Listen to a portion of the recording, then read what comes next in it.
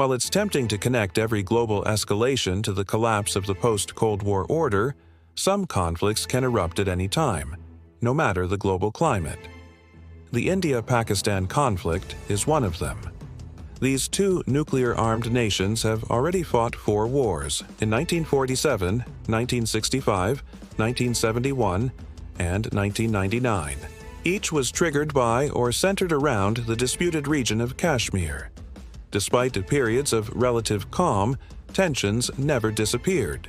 So today, let's dive into what happened in 2025 and why experts believe that the risk of war is higher than ever before. On April 22, 2025, a brutal terrorist attack near Pahalgam killed 26 Indian tourists. The group responsible, the Resistance Front, is widely believed to be linked to Lashkar-e-Taiba, a Pakistan-based organization designated as a terrorist group by India, the US, and the UN. India reacted with outrage. Prime Minister Narendra Modi, who was visiting Saudi Arabia at the time, returned home immediately and announced severe retaliatory actions.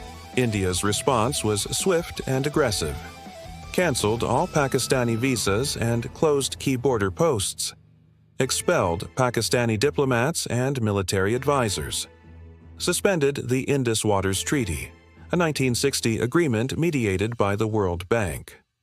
This last move, cutting off vital water supplies, is seen by Pakistan as an act of war. These rivers are essential for Pakistan's agriculture and drinking water.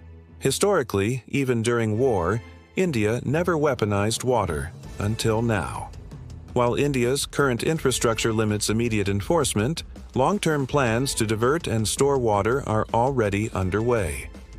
Pakistan responded with equal intensity, expelled Indian diplomats and cut off trade, closed airspace to Indian aircraft, suspended the 1972 Simla Agreement, which was the foundation of peace between the two countries, called for international intervention, and denied any role in the Pahalgam attack.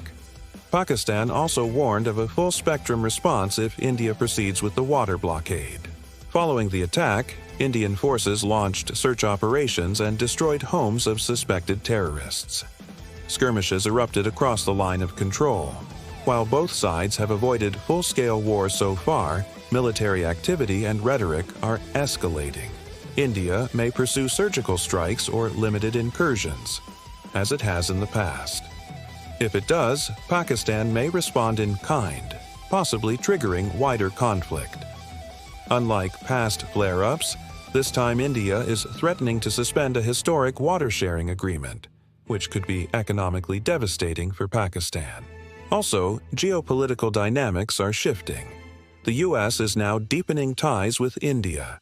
Pakistan's economy is under strain. Both nations are being drawn into the emerging China-US rivalry in the region. This raises the stakes higher than before. Experts have identified 3 possible outcomes for this conflict. The most likely, a tense standoff with limited clashes, but no full-scale war, at least for now. A full-scale war is unlikely due to the risks of nuclear escalation. Plus, neither nation wants to disrupt their economic recovery post-COVID. However, hostilities could rise again if another major attack occurs or if India follows through with its water strategy. Let me spell out the second scenario. In the worst case, if India carries out airstrikes or ground incursions into Pakistan, Pakistan could retaliate, in kind, leading to a wider conflict. Even without direct military engagement, the economic impact could be devastating. Pakistan relies heavily on the Indus River for water and agriculture. Cutting off water supplies would cause immense suffering and could push millions into poverty. It could also lead to food shortages and mass displacement. Of course, India would face consequences too, including diplomatic backlash and potential spillover into its own territory.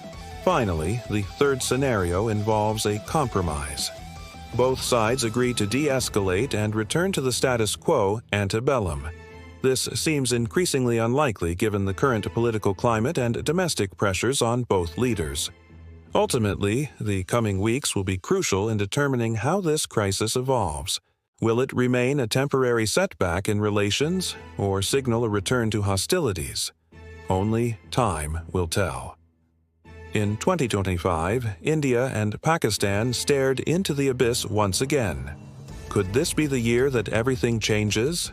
What do you think? Comment below, and don't forget to subscribe for more insights on global politics. Thanks for watching.